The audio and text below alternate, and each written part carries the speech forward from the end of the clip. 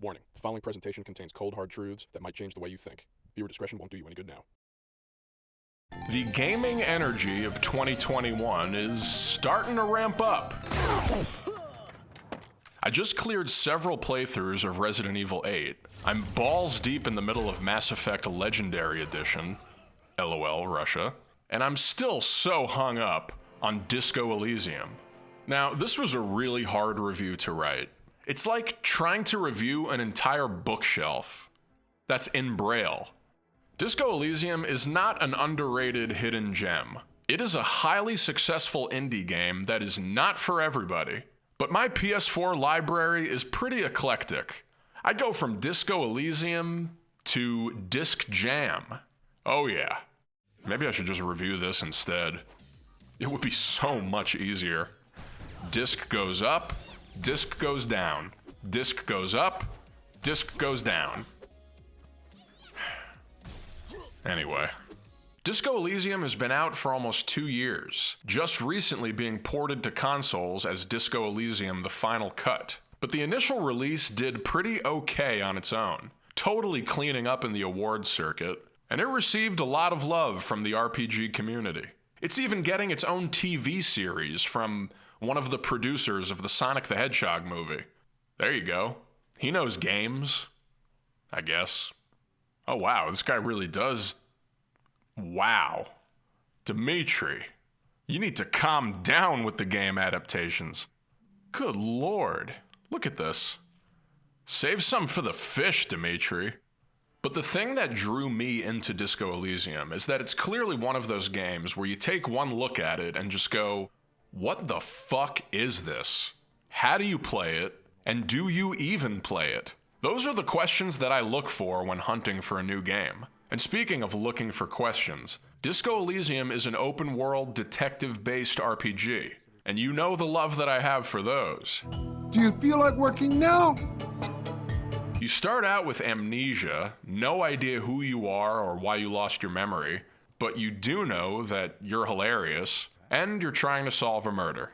Like most games that are based on books, Disco Elysium is dialogue heavy, but not in a Witcher 3 stick a sword in my mouth and rotate it type of way. The dialogue here is insane, and I don't mean that colloquially. It's literally insane. Packed with moments that range from dead serious, existential, political, or philosophical, to just downright idiotic and disgusting. Suck my dick, bitches!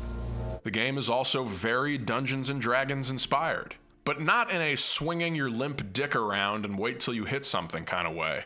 There is no point-and-click combat in this game, and I do not miss it. There's no combat at all, actually, and all events are handled through text and dialogue trees and skill checks. This is like Icewind Dale meets Agent Dale Cooper. The game also has its own look, and this highly detailed, almost watercolor, expressionist art style, which amasses a very immersive and unique world for you to explore, filled with memorable characters, a rich history, and lots of stories within stories. This world is really interactive, and in this game you are able to buy and read books, pry open containers, collect and sell garbage, play a boombox, get drunk, get high, sell drugs to kids, have detailed conversations with inanimate objects, have detailed conversations with dead bodies, help ravers set up a nightclub in a church, hunt for cryptids, sing karaoke, use a payphone to dial random numbers and see what happens, and really just an absurdly long list of absurdist activities. But most important of all, you can be whoever you want to be. This game is all about carving out your own personality, and it keeps track of what kind of responses you give to people. Apparently, I'm a communist. For the most part. That was news to me, but I can't say I'm that surprised. Although I think you'll have the most fun if you're not trying to go for a particular ideology. Just pick whatever responses you feel like picking in that moment, and then see how you turn out. Later in the game, I found myself picking as many ultra-liberal responses as possible. But that was only because I got a perk that gave me a whole $1 every time I did so. Now when people call me a paid SJW shill, they're not kidding. Aside from Disco Elysium's dialogue, the perk system or thought cabinet is where I had the most fun in this game. I love me some researching. I'm like Charlie Sheen in The Arrival. I have no idea what I'm researching, but you know I'm having a lot of fun doing it. Here you can unlock perks that raise your learning cap for skill categories and tons of other stuff, like the perk that lets you zoom further out when you're exploring. You'll want to try to unlock and research as many of these thoughts as possible. They do a lot of different things. But what makes Disco Elysium such an impressive RPG is the way that the skill system is intertwined with the game's dialogue. The skills don't just help you pass skill checks, they also help you navigate obstacles in the world, and they talk to you. A lot. Each of your 24 skills are split into different personalities that exist in your mind. Yeah, fucking James McAvoy over here. But the higher level your skills are, the more helpful they are during dialogue. They might warn you that you're about to offend somebody, or just give you more context or backstory to what you're hearing in that moment. I thought this was really smart. It made me think of skills in a whole new way. It's like they really are these little personalities in your head. This game actually makes you think about how we compartmentalize our thoughts. Or maybe I was just extremely high when I played it. That's probably what it was. Now, there are 3 ways to raise your skills. Leveling up and spending a skill point is one. Using the thought cabinet to grant buffs or raise skill caps is another. And the third is equipping different articles of clothing, which will raise certain skill points as long as they're equipped. You're constantly equipping different pieces of clothing to pass various skill checks. And to me, that's an essential feature in any RPG. The fashion! But more importantly, to actually have a reason to switch outfits. It's fun to do. The fuck you want me to say? I'm like the Roy Halston of gaming. I am just here for the fashion. Disco Elysium is so smart that it makes you feel dumb. But it's also capable of being so dumb that it makes you feel really dumb. And that is actually a lot of fun. My favorite thing to do in this game is just pick really stupid dialogue choices that make you sound like a complete idiot. The game is very adept at being inept, giving you some really aloof responses, and I've laughed very hard at some of them. Now, throughout the game, you're accompanied by Lieutenant Kim Kitsuragi, this kind of serious, straight-laced Asian guy, and I never get tired of acting like the world's worst detective in front of this guy, just to see the contrast of personality.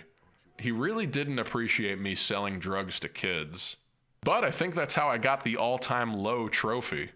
After a while, Kim finally commented on my ridiculous fashion sense. How would you even describe what you're wearing? Regular core. I think it's more like hobo chic. Still, you might try branching out a little. Oh In yeah? the expression, the clothes make the man. The right outfit in the right situation can make all the difference in the world. Wow. All 3 of these responses are funny. Yeah, I'm not taking style tips from someone who dresses like a washed-up tip-top racer. This washed-up tip-top racer knows how to sew a lapel. And This guy's the best. He can even take a hit well. Now, although Kim is a character with plenty of dignity and integrity, this game is not afraid to be gross and degenerate. Like the time I found this crusty jacket at the boardwalk, and then I learned the detailed history of how it became so encrusted with filth. The thick crust of jetsam and seagull shit. Ugh. Skunks, is it? Oh, It smells God. like a dead sea creature. Why did you? Now you're just flicking that shit everywhere. Oh, for fuck's sake. That's just awesome. Disco Elysium is clearly something to behold. It's an addictive game, it's a work of art, its writing is astoundingly impressive, and I really could go on all day about which parts of the game made me crack up laughing or think deeply about my life. But now I'm gonna do something you don't see every day, and talk about some things that aren't so great about Disco Elysium. This game runs like shit on my PS4 Pro. This is no joke. My system sounded like a steamroller while playing this game, and I really don't get why. Don't get me wrong, it's a beautiful looking game, but this ain't Ghost of Tsushima. I really worried for my system while playing this. It did not sound too happy. Actually, it sounded like it was about to take off like a rocket and fly out the window, like I just beat Factorio. I really don't recall this happening to my PC when I played that version a year ago, and my PC isn't even that good. Now, I can let inconsistent frame rates slide for the most part, but it was pretty rough here. When I zoomed out all the way, the frame rate pretty much always took a dip. The game also crashed a surprising amount, like Cyberpunk amount, and I've noticed they've been patching the living shit out of it. For a while there, it was like a patch a day. In terms of patches alone, on a scale of 1 to 10, I'd put this at Fallout 76. Control and navigation-wise, this game was meant for the PC. I found myself getting fairly annoyed trying to navigate the world using the joystick, always getting hung up on ramps, stairs, bushes, rocks, twigs, ants, air, you name it.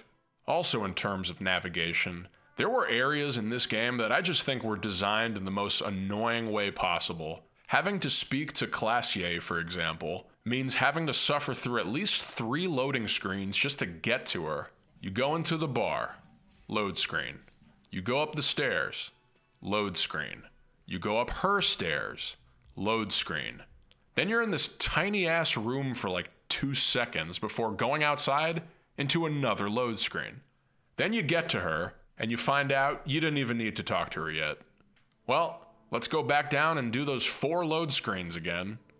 This problem is not new to this genre of gaming, but I am sick of it. Now, the music in this game is for the most part really good, except for this seriously obnoxious horn riff.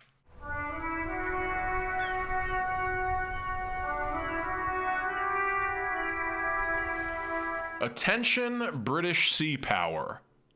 Why? But I think my most important complaint about this game, and this is really more of a warning actually, is that you should save your game a lot. For me, the autosave did not kick in enough at all. And you can die from some pretty random occurrences in this game, and potentially lose a lot of progress for no reason. I once died just by equipping a jacket. Look at this. The jacket killed me. I mean, I'm not gonna lie. I wasn't too jubilant about that feature. But overall, these things really did not dampen my enjoyment of Disco Elysium. The game is that good. I'm nowhere near the first person to point out how great it is, and I probably did not do it justice. But this could actually be the funniest and deepest video game I've ever played. It's like Conker's Bad Fur Day meets Death Stranding, but way less throwing duty at people. Although honestly, I'm sure some character in this game could attest to doing that at some point. There are some disgusting motherfuckers in here. I would love to see a sequel to this game. As great as the formula is, I can see some room for improvement. But with a company so new in their lifespan, this being their first game and all, I can't wait to see what their sophomore effort looks like. Whatever it is. And now I leave you with something that was the main inspiration behind this game. The real Disco Elysium.